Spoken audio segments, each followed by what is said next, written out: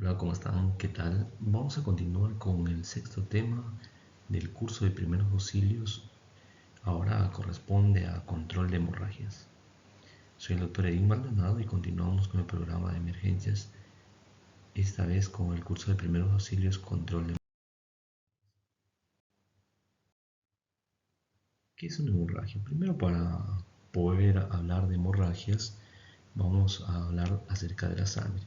La sangre es un tejido líquido que circula por todo el organismo a través de los vasos sanguíneos. En la sangre encontramos los componentes como el plasma, que es la parte líquida, los glóbulos rojos, que son células encargadas del transporte del oxígeno, los glóbulos blancos, que son células que se encargan de la defensa del organismo, y las plaquetas que intervienen en la coagulación, en caso de que exista algún tipo de sangrado, ¿no? Una hemorragia. Existen muchas clasificaciones. Vamos a empezar por la más común, que se clasifica en hemorragia interna y hemorragia externa. Hemorragia externa es la que sale hacia el exterior a través de una solución de continuidad, a través de una herida, de un corte, y podemos visualizarlo. ¿Sí? Puede ser por cualquier parte de nuestro organismo, puede ser un trauma, un golpe, una contusión a nivel de la nariz, la boca, las extremidades. ¿Sí? Entonces hay una comunicación, una salida hacia el exterior. Y la hemorragia interna, cuando uno tiene una contusión, un golpe o algún tipo de lesión, alguna alteración en la coagulación, pero no logra salir hacia el exterior, se queda por debajo de la piel, formándose ya sea equimosis, esa coloración oscura, negruzca o verde, o un hematoma, es decir, una acumulación por debajo de la piel que hace que se vea como edematizado o hinchado, ¿no? Eso es un hematoma. Entonces, las hemorragias externas también se clasifican de acuerdo al tipo de vaso que compromete, ¿no? Entonces, tenemos hemorragias externas de tipo arterial, cuya característica es sale pues, con el vaso lesionado, se eyecta al ritmo de la contracción del corazón. ¿Sí? Después tenemos hemorragias venosas, que son de color rojo oscuro, su salida es continua, es como si un vaso se llena con agua y empieza a rebasar por alrededor del vaso, ¿no? Por los bordes. Y la hemorragia capilar, que es característica, que son muy superficiales, es decir, que comprometen vasos sanguíneos muy pequeños. ¿Sí? Uno de los accidentes más comunes que produce una hemorragia capilar es una caída, ¿no? Entonces uno pone las manos sobre el asfalto, el cemento, la pista, la vereda, al correr o al caminar se tropieza y pone las manos y vamos a encontrar pues, ahí una lesión a ese nivel a nivel de la piel con compromiso de pequeños vasos, ¿no? Entonces, las manifestaciones clínicas de una hemorragia externa va a depender del compromiso del vaso sanguíneo, si es arterial, si es venoso o si es capilar o superficial, ¿no? Pueden haber manifestaciones clínicas desde la salida de sangre por la herida, por la contusión, puede haber alteración de los signos vitales, es decir, nosotros teníamos habitualmente, no sé, un determinado volumen de acuerdo a nuestro peso, pongamos que tiene 5 litros y ha perdido 1,5 litros, entonces el corazón va a empezar a latir más rápido para que la sangre dé más vueltas y de esa manera compensar la misma cantidad de oxígeno que enviaba habitualmente, ¿no? También puede haber mareos, esto porque el corazón empieza el cuerpo mismo empieza a priorizar a qué partes del organismo va a enviar la sangre, ¿no? Envía al propio corazón, al cerebro, a los órganos diana, y va a haber una vasoconstricción a nivel periférico, es decir, a nivel de las extremidades, de la piel, va a estar piel pálida, fría, sudorosa, ¿sí? Y puede haber, si no hay buena irrigación hacia el cerebro, puede haber estados de confusión, disminución del estado de alerta e incluso puede llegar cuando ya hay una pérdida de sangre que supera al 30%, puede haber un estado de shock, es decir, ya no hay la compensación que tenía inicialmente el cuerpo. El cuerpo inicialmente, cuando se produce un sangrado, una lesión externa, produce vasoconstricción, disminuyen los vasos sanguíneos de calibre, hay una vasoconstricción periférica, la piel se cierra, uno se pone pálido, frío, sudoroso, para compensar, y el corazoncito se acelera un poco más, tratando de llevar la misma cantidad de oxígeno que llevaba antes. Pero cuando eso no es suficiente y la sangre se ha perdido de consideración, estamos hablando más del 30% de la sangre de una persona, puede entrar un shock. El shock es el estado de hipoperfusión, es decir, de que no hay una buena perfusión, no llega oxígeno, no llega sangre oxigenada a diferentes partes del cuerpo, y hay una caída de la presión arterial, ¿no? Entonces es un estado de hipoperfusión con compromiso hemodinámico.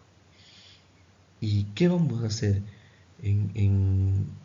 como primeros auxilios? Primero, hay que darle la comodidad a la víctima. Siempre hay que utilizar guantes para prevenir el contagio de alguna enfermedad.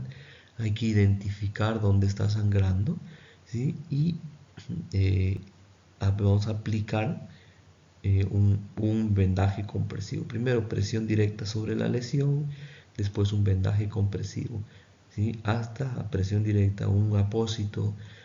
Si se moja ese apósito, volvemos a poner un segundo apósito sin retirar el primer apósito. Si se moja, volvemos a poner un tercer apósito retirando el segundo, pero el primero no lo retiramos, ¿sí? O en todo caso ponemos 2 o 3 apósitos y empezamos a hacer un vendaje compresivo lo suficiente como para parar el sangrado.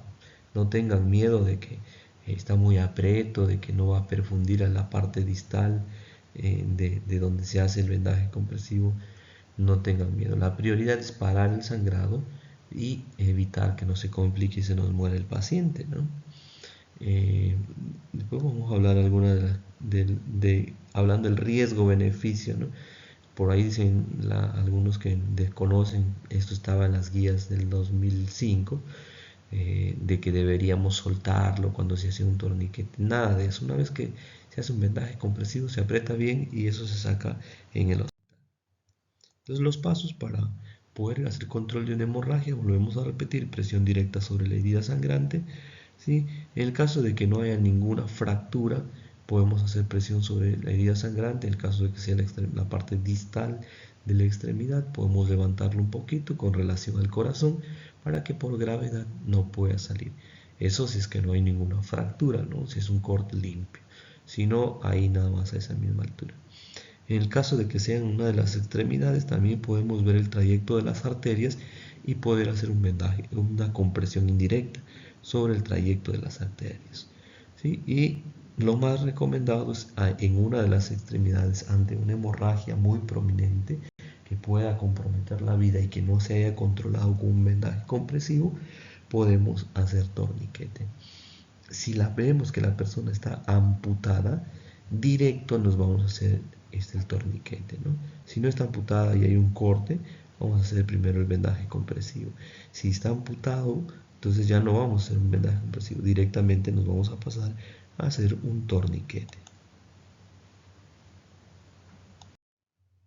Entonces, ¿dónde son sitios de que uno toma el pulso, ¿no? Para ver si tiene algún tipo de sangrado?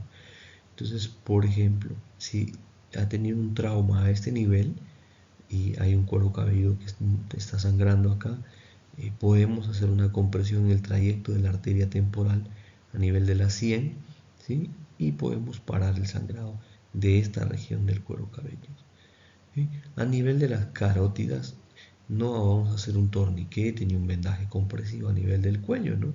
Pero sí se puede hacer un pinzamiento, ¿sí? O sea, agarrarlo como una C o como una pinza, o si hay una lesión profunda o hay una lesión ahí hacia adentro, se puede hacer empaquetamiento, que lo vamos a explicar más adelante. Es decir, agarramos una venda de gasa y vamos a introducir de tal manera que llenemos el hueco donde está la herida sangrante y podemos hacer un vendaje en 8. Después tenemos la arteria subclavia, ¿sí? Que generalmente aquí no vamos a poder hacer compromiso. es muy difícil. Si se puede hacer presión, va a disminuir un poco el sangrado, pero no se puede hacer compresión como en las extremidades. A nivel de las extremidades inferiores, ahí sí podemos hacer torniquetes. Los torniquetes, mientras más pegado a la articulación, ¿sí?, de la cadera vayan, mientras más aprieto, mejor. De esa manera vamos a disminuir o vamos a impedir que siga sangrando. Después tendremos, depende de la región afectada. Entonces, lo más cerca hacia la axila, lo más cerca hacia la ingle, un torniquete nos ayudaría a controlar el sangrado y estaríamos asegurando que nuestro, para que no perdamos este tiempo y podamos controlar al paciente, ¿sí? Poder controlar el sangrado. Controlamos los signos vitales cada 5 minutos, vamos a abrigar a la víctima y no vamos a darle de beber en el caso de que el paciente esté inconsciente, y por ahí también en el caso de que se pueda hacer alguna intervención quirúrgica, ¿no? Entonces el volumen o lo que vamos a reponer es con un suero por vía periférica, y ustedes saben que la sangre debe de reponerse con sangre, ¿no? En resumen, tenemos que las hemorragias se clasifican en hemorragias internas y hemorragias externas, ¿sí? Las hemorragias internas son las que se mantienen dentro del conducto, puede ser digestivo, o las que no salen hacia el exterior. Y entre las hemorragias externas son las que tienen comunicación al exterior y pueden ser arteriales, venosas o capilares. Después hablamos de hemorragias específicas: si sangra por la nariz, inclinarse hacia adelante, hacer presión con los dos dedos, humedecer la cabeza. Si sangra por el oído, dejar que siga sangrando. Si ha habido un trauma, poner un collarín cervical y llevarlo al hospital. Si el sangrado es por la boca, entonces hay que ponerlo semifábulo o semisentado y de costadito para que no se nos broncoaspire, ¿no? Eso es el tema de sangrado